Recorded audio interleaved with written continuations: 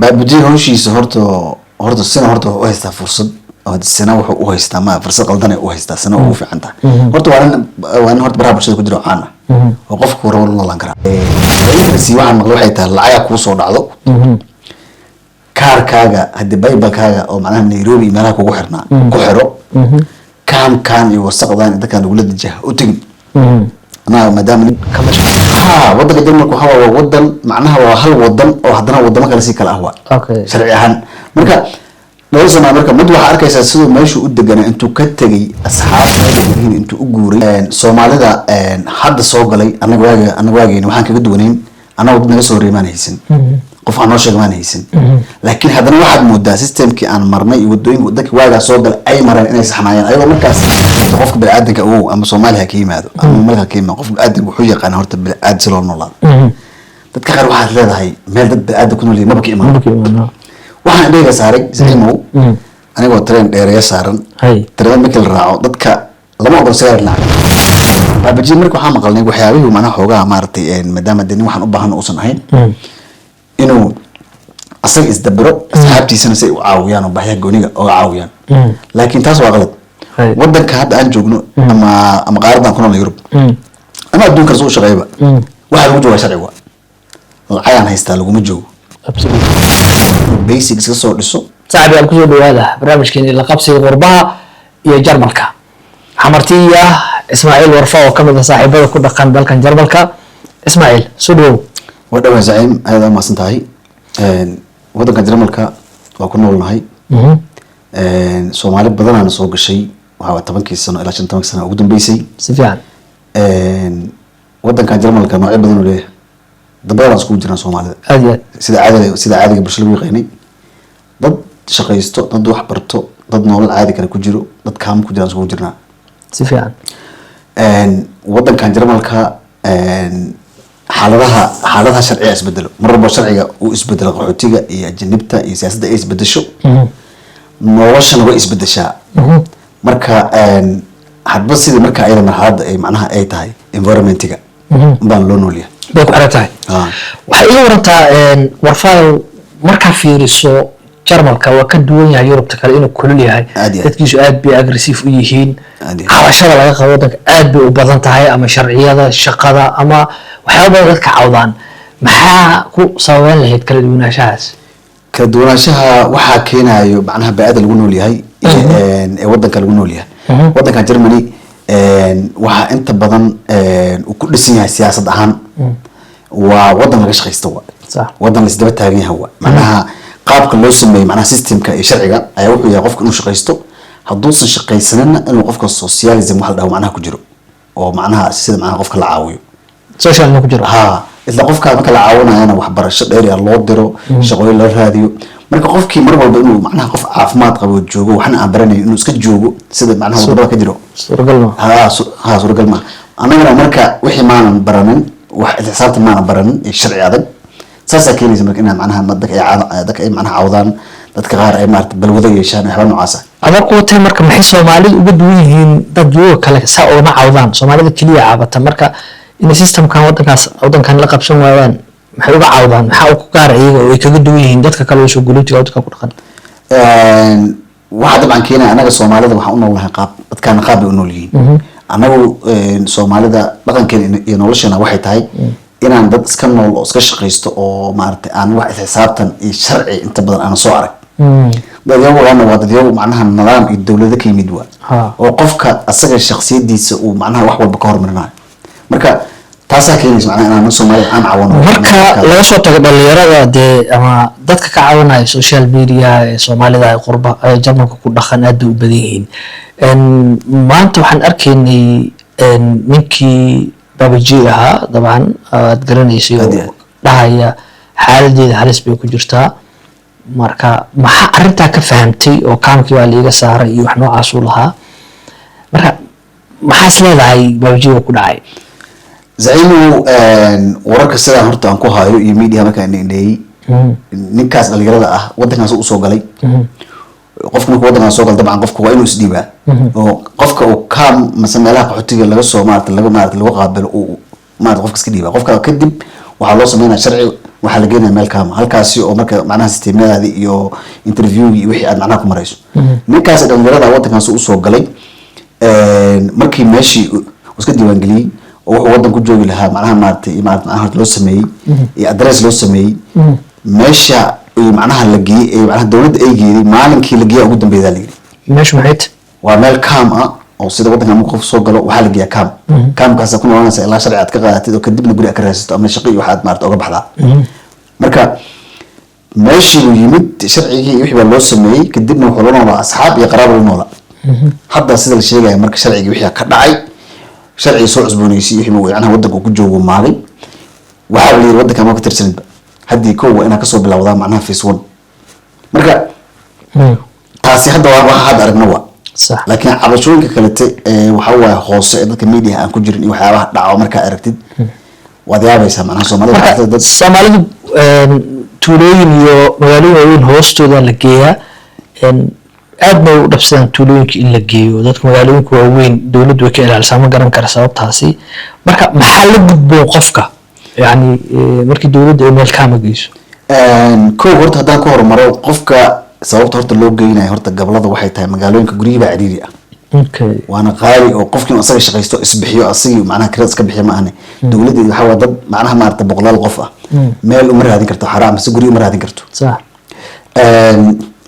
cabashada waxaa keenaya markii dhalinyarada maxaa macnaha waxa la gudboon waxay tahay qofka inuu tuuladiisa uu kusoo qaato sharciga markuu kusoo qaato hadduu inuu magaalo weyn u guuro wadankan system uu leeyahay صح wadankan sidaa ognahay waa 16 gobol gobolka markaa sharciga lagu siiyo waa inaad 3 sano aad joogtaa kadib baa waxaa u guuri kartaa gobol kale صح qofka Soomaaliga ah wuxuu iska leeyahay magaalo heblaha rabaa inuu guuro oo asxaabtay joogaan ma soconayso wixii system sharci baa lagu siiyay macnaha laakiin Yurubta kale arrintaas aad bay uga fududahay Jarmalka laakiin kama shaqeyso wadanka Jarmalka waxa waa wadan macnaha waa hal wadan oo haddana wadamo kale si kala ah waa sharci ahaan marka loo samaa marka mid waxa arkaysaa sidoo meeshu u deganaa intuu ka tagay asxaab meel degan intuu u guuray macnaha ma aragtay horta meesha ida shaqo iyo waxbarasho wax macnaha ka bilaabay adreesi kale uu degnaana wali macnaha ma aragtay boostooyinkiisa iyo macnaha fariimaha ugu dhacayaan oo aan ka warhayn qofkaas bari waxa imaanayso in la soo ganaaxo in uu xabsi ku mutaysto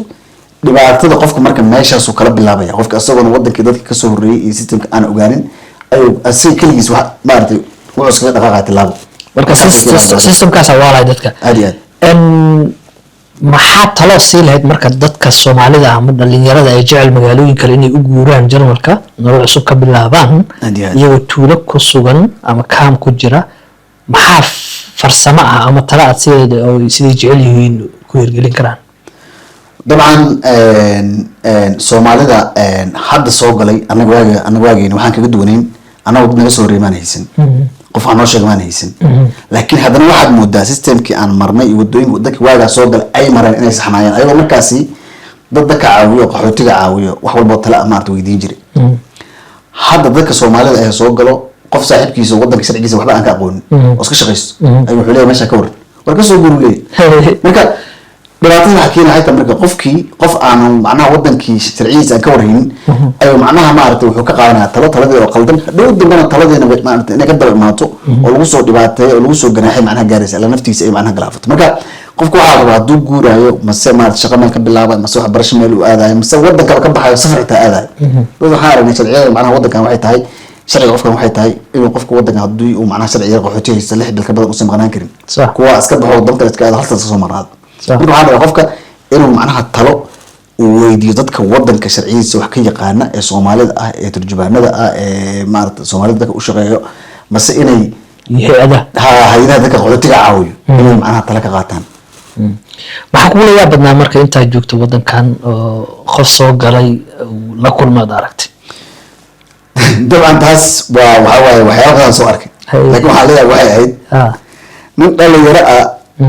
bas gabar baa hadda meeshan macnaha wadankan la joogto oo dhalinyarada baraha bulshada isticmaala ah macnaha kaamka marka la degan yahay meeshan waa aragtay qol macnaha walba horto waxa la dinayaa qol qofkii oo dadkii la degan ay waxa arkaysaa iyadoo saq dhaxa ay tahay oo hadda labada habeen ay tahay ay qofkii macnaha u qaylinaya albaabka lagu soo garaacay naga aamus alay marka qofkii waa qof bil aadan isma dhahay xitaa qofkii dad kula degan marka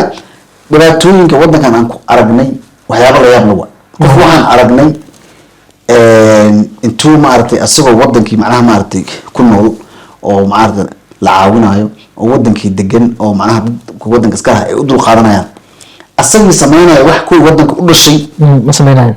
aysan sameynaynin marka aniga faham la-aantaas marka dareen la-aantaas adiga wadankaaga hadii lagugu imaanaa hadda Soomaaliya qof sida dadku u buuqaya tareemada ku qeylinaya guriyada ku qeylinaya shaqooyinka aan aadin waxbarasho laga bixinayo aan aadin qof Soomaali noogu imaado ajnabi ah oo qarash la geliyo hadii xaalad ahaale dulqaadkeena sidoo noqon lahaa isleeda anagu Soomaali ah anagu hor dulqaadka horta ma leeyahay mar aan dadka laan leen بدنا ندوعها وقت كفر لها لكن كان نفط لكن عبد ما جرته ورقة صوماليا وحير بحنيس وحرشة بحنيس وصوماليا صوماليا وحلو كل وقت تقدر تقول لها لكن هو ضد كان بوحاسي وسمين كان معناه كدر لكن الشرعي ستين كان كسو قريب شرعي عليه أنا علنا absolutely وحكو أمانة ساجر مالك وكون أكسية والله ودن كان وحيا الفرصة بدنا هاي يوروب أنا مال بدنا نتجي وكسو أردك لكن واقع موجة صح هذا كان بنانك جوكتو dadku ay iskaleeyeen wadanka Germany meel ugu noolaa iska laakiin saxda marka ogaato Germany waa meesha qofka asoo sharci haysanin u shaqeynaysanaya oo guri degaayo ma sha Allah dad waxaan ognahay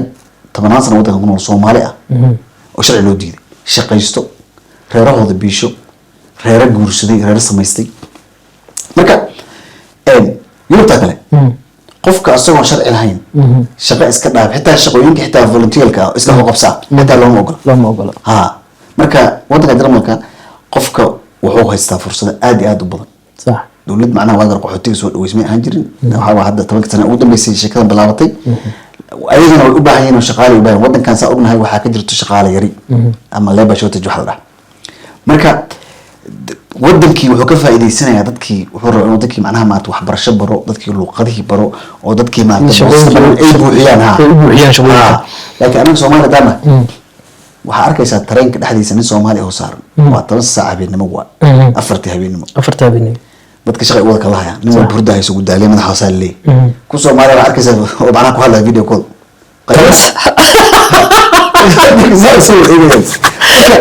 أمرت أوليه ترين سعر video call والله سعرها video call ما بقى kuwa badan oo kale madagtay ku jira waa wanaqan oo qalina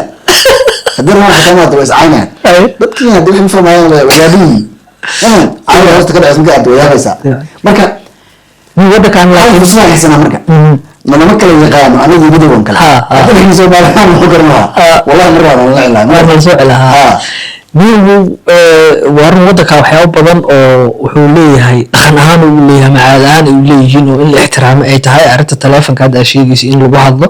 tareenka markaa korto qofka haduu tareenka soo galo telefoon ku hadlay waa la joojiyaa horta subax ilaa iyo 10ka tareemada dadku waxbay akhriyaan ama hurday ka soo kaceen jaqafta inuu nuuxsiga taarto wadaga ku arkay waxyaalaha la qabsaday ka mid tahay horta qofka bini'aadanka uu ama Soomaaliya ka yimaado ama malka ka yimaado qofka bini'aadanka wuxuu yaqaan horta bini'aad si loo noolaa dadka qaar waxaad leedahay meel dad bini'aad ku nool maba ka imaan waxaan dheega saaray sidimo anigoo tareen dheereeya saaran tareen markii la raaco dadka lama ogol sagaar lacabo si fiican nin waxaan arkay intuu masquul Soomaali ah oo wada soconay intuu masquul macnaha tareenka sagaar la galay oo tareenka ice ha wallahi أنا كسلام وسمعتي. أنت تريك الاستاجي أنا لقيت جاب بوليس الأوعى. حضنا حلية. أنا ما عبد. اشتراهم حلو صارين كذا. وش صار ما أنا تقول أنا هذا ما بصير. أوكي. مركا تذكر اللي يرد ودنا كنا ودنا مركا سوقش. كو. كبد الله من قفك سومالي ودنا سوق له.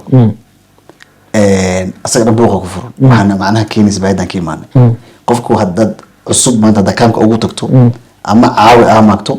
waxa ugu hore qofku ka sheekaysana waa sharci iyo shaqooyin qalaga qaata lacaga magaaladiisa ku degan ma qofkan kuma jirto macnaha horta ku wadankan fahan luqad baro meesha nolol ku dhiso dadkan kala ajnabiga ee Carabta iyo wadamadan kale Afrikaanka imaadaan qofku wuxuu isku diyaa ko inuu basic hoose luqadda iyo wadanka sharciyadiisa asaasiga inuu iska soo dhiso kadib uu sharci nolol shaqo u raadi Soomaaliya ko wuxuu ku weydiinayaa meeqaal cagal lagu shaqeeyaa iyo sharciga meeqaal bada lagu helaa leeyahay intaas ku qaatay hadii la siin iska dawrad joojinayo marka qof hadda saaxiibkeen babajiid waa nin dhalinyaro ah oo baraha bulshada active ka ahna waa yahay dhibaata qabsatay aad iyo aad maxaa talo oo siin lahayd qalabkan intuu ka jiraa is leedahay maadaama uu cabanayay baabujiid hawshiisa horta sina horta u haystaa fursad sina wuxuu u haystaa ma fursad qaldan u haystaa sina ugu fiican tahay horta waa in horta baraha bulshada ku jiro caan ah oo qofku rabo la noolaan karaa sax talooyinka la siiyo waxaan maqlay waxay tahay lacaga kuu soo dhacdo kaarkaaga haddii baybalkaaga oo macnaha Nairobi meelaha kugu xirnaa ku xiro kaamkaan iyo wasaqdan dadkaan lagula dajaha u tegin anaa maadaama nin maartay lagula taliyo macnaha maadaama nin baahiya gooni ah qaba aad tahay anaa ku caawinayno lacagna waaba qaadataa midaadaan kaletana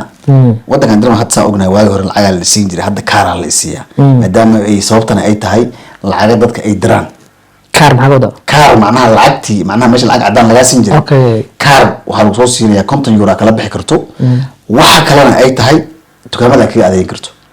konton baa kaash ula baxaysaa laakiin inta kale cirta ah waa inaad ku adeegtaa waxaana ku adeegtaa lacag ma noqonayso baabaji marka waxaan maqalnay waxyaabihii macnaha xoogaa maartay maadaama deni waxaan u baahan uusan ahayn inuu asaga isdabiro asxaabtiisana si ay u caawiyaan oo baahiyaha gooniga uga caawiyaan laakiin taas waa qalad wadanka hadda aan joogno ama qaaradan ku nool Yurub ama adduunka soo shaqeeyba waxa lagu joogaa sharciga lacagaan haystaa laguma joogo absolutely ninkaasi inuu basics ka soo dhiso in cuuriyaan oo wadankan yimid ilaahay waxa waa maartay wax qayb qaba ka siiyo laakiin sharci inta badan wadankan jirmay weysiba dadka baahiyaha goonida qabo waa la siiyaa lama dhibo sax inuu sharcigiisa iyo meeshuu degi lahaa iyo dowladda ku iska soo dhiso xitaa dad waxaa jira dadka xitaa loo qabtaa dadka jira xitaa dadka caawiyo dadka marka dadka baahiyaha goonida qaba si gaar u caawiyo inuu wixiisa dhan isku dabarito kadib uu macnaha baashaal galay yahay laakiin asagoo wadanka sharci ka haysanin baa wuxuu bilaabay albaab qaldan uu macnaha wadanka soo garaacay sax maantana way haysataa hal sano iyo baro hore usoo laqay ayaa maanta ka kaca oo haddii kow haddana dib uu noqdana maxaa marka hadda isleeda wado oo u jeexi karaan landersamka iyo hay-adaha dowladda qofka sidaas oo kale xaaladda noocaas ku dhacda ee wadanka systemkiisa ka baxa maxaa badanaa ku xaliyaan isleeda aniga horta waxaan ogahay dad badan arka noocaas ah horti laakiin dad wadanka iskaga tegay ahayn ninkaasi hadda hal sano iyo bar oo meesha ku laqay sharcina ma hayn haddii kow marka hadda saan ognahay hadda uu baxay kaamkii wadda ugu noqday kaamaa la geeyay shalay cusub haddi macnaha labay sameeyaan marka inay iskaga aamusaan qofkaas kale ka aamusaan dulqaadka lagu baraa macnaha in kaamkaasi la dejiyo oo processkiisii haddii kow la bilaabo laakiin dadka kale mudnaan uu ka haysto la dejiyo labadaa waddu haystaa hadba deegaankaa degantay ku xiran tahay marka baabajey hadda talada waay waxay tahay aan siin lahaa aniga kolley inuu wadan meeshiisa uu joogo ilaa sharciyadiisa iyo wixiisa iyo uu macnaha ka saxdo kadib uu macnaha baashaal iyo shaqo iyo tiktok iyo media uu macnaha uu laabto marka talooyinkana ka qaato cidda talada saaxiibka ah soo saleeda loo ma santahay waa tahay saaxiibada barnaamijkeenan gaarka halkaasaan kusoo koobaynaa dabcan waxaan uga hadalnay xaaladda adag iyo la qabsiga Soomaalida dabcan ay qaati ka taagan tahay dalkan Jarmalka inay la qabsadaan dhalinyaro badan ama dad badan oo Soomaaliya ka sheeganay systemkan iyo sharciyadan adag sidoo doonto la ahaato waxa barnaamijkan marti ugu ah saaxiibkay Warfa oo qayb ka noqon doona barnaamijyo dhowr aan ka hadli doono haduu ay baraale ka noqonayo waxyaabaha aan ka hadli doonana waxaa kamid ah arinta dhibaatooyinka ka haysta Soomaalida qoysaska caruurta la qaadanayo sidoo kale guryaha la iska saaray iyadoo naftirkeed shaqooyinka ama sharciyada oo iyaguba ah waxyaabaha hadda Soomaalidu reesad badan dabcan ay ka soo wajahayso iyo shaqooyinka oo dad iyaguba sida ay sheegeen laga joojiyay si guud barnaamijkeena waxaanu ku falanqeyn doonaa haduu baraal ka noqonayo anigii saaxiibkay Warfaaba xaaladda Soomaalida iyo Jarmalka waa maasantii Warfa maxaa ku soo xiraysaa aad iyo aad hadda kadib waxaan sameynaa horta barnaamijyo badan sababta familiyada meeshaan markii macnaha wadanka Jarmalka ay familiyada Soomaalida ay iskugu dhacaan dabcan taas iyada aan usoo baaray waxaan soo ogaaday wax Soomaalida isku dagaalaa inaan macnaha aan soo ogaaday marka barnaamijyada dambe waxaan sameyn doonaa insha Allah wax walbo Jarmalkan dhibaato ka macnaha ka jirto inaan sida ugu fiican ugu baaritaan fiican inaan uga hadalno dadkana wax u faa'iideeno absolutely aadan kaaga mahad celinaya saaxiibkii warfaa kolley waa dadkii aniga xataa waddanka igu soo dhaweeyey oo lafahooda usoo horweeyaan sidoo kale saaxiibada iyo soomaalida ku dhaqan jarmalka ee jecel waxyaabaha ay ehelka u yihiin ama ay la kulmeen ama xaaladaha qaar ay khibradda u leeyihiin iyagoo ku dhowdo inaan kala hadalno oo ay warbixin naga siiyaan ama aan kala sheekaysan aad baan usoo dhaweyneynaa halkan noo soo fadhiisanaynaa kursiga waa weyn yahay boos saddexaada bannaan boos afraad qudheedu waa bannaan yahay podcastigana dabcan soomaalida lahaan doonta ee jarmalka aad baa umahadsan tahay soo dhow